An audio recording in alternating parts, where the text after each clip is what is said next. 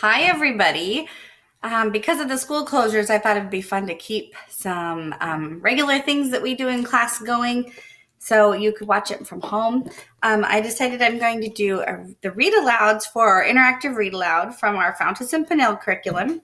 And I will read the story to you. And because we can't have a discussion about it, maybe you can just think about the different parts that I'm going to talk to you about. Okay. So where we left off, we are getting ready to begin the new theme of simple biographies. And so a biography is a story written about the life of someone else. So it's a true story about their life, but it's written by a different author. It's not written by the same person that the story is about. So let's try to keep an eye out for ways we can tell why this author thought it was important for us to learn about these people. Okay, so as we read each day. This one is called Zora, Hurston, and the Chinaberry Tree. It is written by William Miller. And it has some really cool illustrations that look like watercolor paintings. Pretty neat. Okay. Zora Hurston loved the Chinaberry tree. Her mother taught her to climb it one branch at a time. From the tree, she could see as far as the lake, as far as the horizon. Zora dreamed of fishing in the lake, catching bream and catfish in the moonlight. Zora dreamed of seeing the cities beyond the horizon, of living there one day. So where do you think the horizon is? She wants to go beyond the horizon. What do you think that is? If you look out, the horizon is where the sky meets the land, where you can see. So if you're driving and you look out, the horizon is where the land meets the air, meets the sky. So that's where she dreamed of going, was somewhere far away. But only boys fished in the lake. Only men traveled to the cities.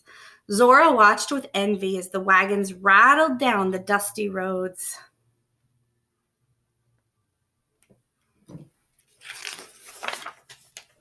Her father told her to wear a dress, to leave tree climbing to wild boys who had no better way to spend their time. He told her to read the Bible every day, learn verses she could recite in Sunday school. He warned her about girls who didn't obey their fathers, girls who didn't grow up to be young ladies. So she wants to be like the boys and go out and play and go on adventures and go fishing. And her dad says, no, she needs to grow up and be a young lady and girls didn't get to do those things back then. But Zora only listened to her mother. She taught Zora that everything had a voice, the trees and rushing wind, the stars in the midnight sky. She taught Zora that the world belonged to her, even the lake and far-off horizon.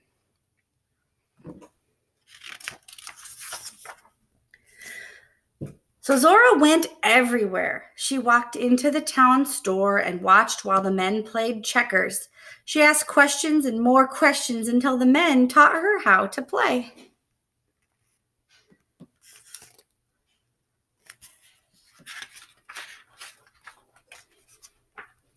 She followed boys to the edge of campfires, listened while their fathers sang about John Henry, a man so strong he swung a 9-pound hammer from dawn until dusk.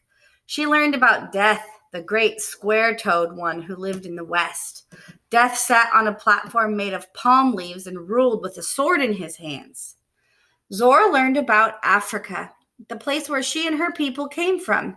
In Africa, they had been kings and queens, builders of cities that stood for thousands of years. They worshipped gods who ruled the sky, the mountains and rivers, the stormy sea.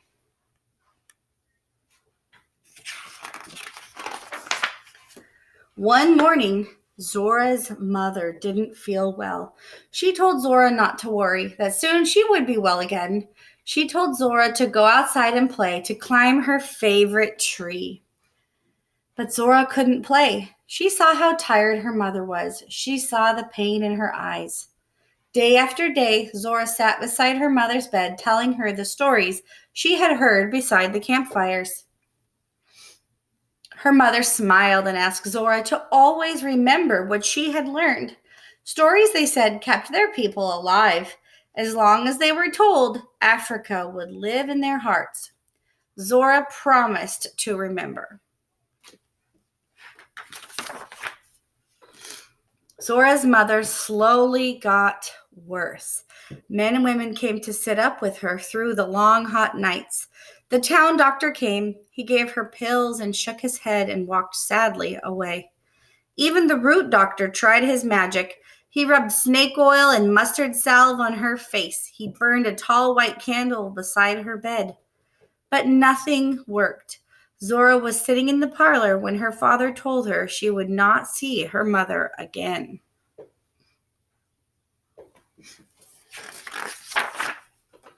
Zora felt as if she had died. She watched while the old people stopped the clocks. They put sheets on the mirrors. She watched while the women cried and the men stared at their Sunday shoes. But then she could sit still no more. I hear the guinea pigs over there chewing on their house. As usual, they're being disruptive. Zora ran from the house, ran all the way to the Chinaberry tree.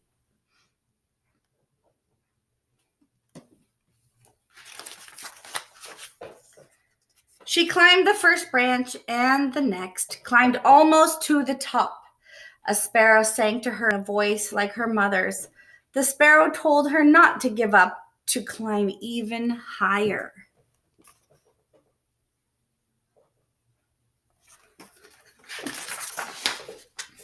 From the top of the tree, Zora saw again the world her mother had given her. The lake filled with fish, the cities where she would tell people all she had learned beside the campfires. Zora promised her mother that she would never stop climbing, would always reach for the newborn sky, always jump at the morning sun. And that's Maylee howling.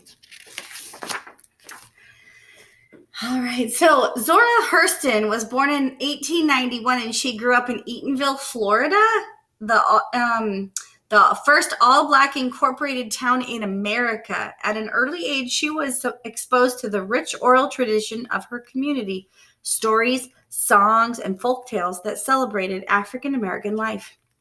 Zora attended Howard University and Barnard College, where she studied anthropology. She traveled throughout the South, recording the folk tales of her people. She published these stories in a collection called Mules and Men. Zora was also the author of many works of fiction. Her most famous novel, Their Eyes Were Watching God, is a classic of African American literature. So I ask you to think about, why do you think the author thought it was important to write about Zora Hurston? What do you think was important about her? She told stories. She listened to stories, and then she remembered them, and she told them again and again to keep that history alive, to keep those traditions alive. And since we're all stuck at home and we're kind of bored, what I am challenging you to do today is to call someone who can tell you a story about when they were young, someone in your family. So a grandma or grandpa, a mom or dad, an aunt or an uncle.